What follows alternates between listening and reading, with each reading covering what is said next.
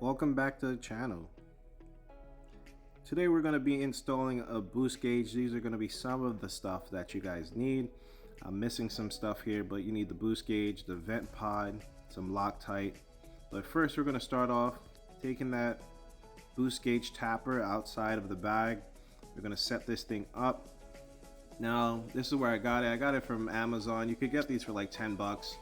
But a lot of people are saying that the screws that go inside of this, like the block off screws, they sometimes back out. So we're going to use some Loctite.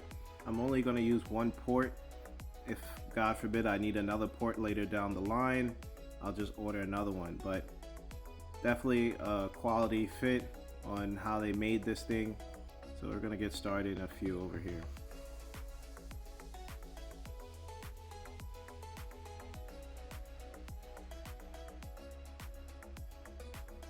This is the Loctite I'm using. Very simple. We're just going to put some Loctite on the screws, put this thing in, put this all together. I was kind of fortunate where I bought my car and it had a catch can from ECS Tuning. So I just have a block off cap for the end of this tap over here. But your car, if you don't have a catch can already, then you could basically just put that rubber hose that comes with it. Now it does take like 10 minutes for this Loctite to dry overall, but very simple. Just put it on the screws over here. Don't want this thing backing out, especially underneath some boost pressure, since we're going to be making tons of power.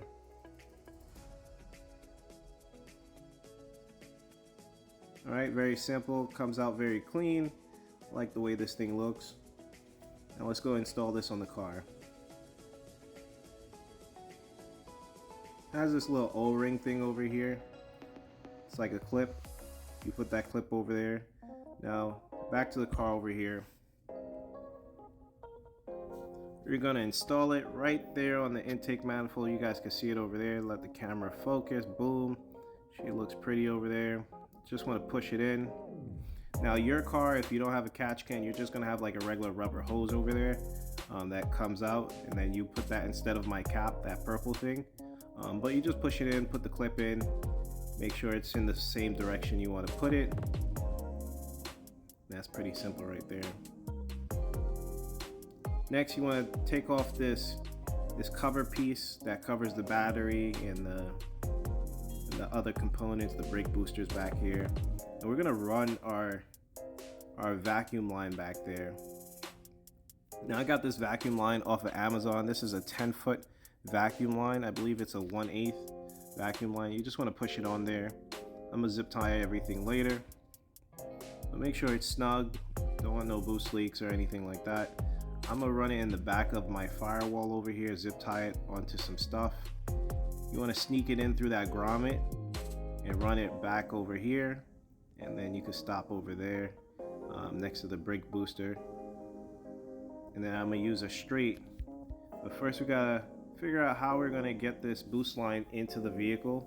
And what I did is I used a metal wire hanger, and next to that red power line there's an access port, and you just want to poke through there, and then you want to tie your boost line or your vacuum line to that hanger and just pull it through. And that's pretty the easiest way for me. Some other vehicles, I see some B7s and B6s, they don't have the vacuum hose from the brake booster and they could just sneak it through there. Me, I wasn't that lucky and I had to do the wire hanger method. Right, just run it through back here. Make sure you don't put it too tight. Next, we're gonna remove this vent over here.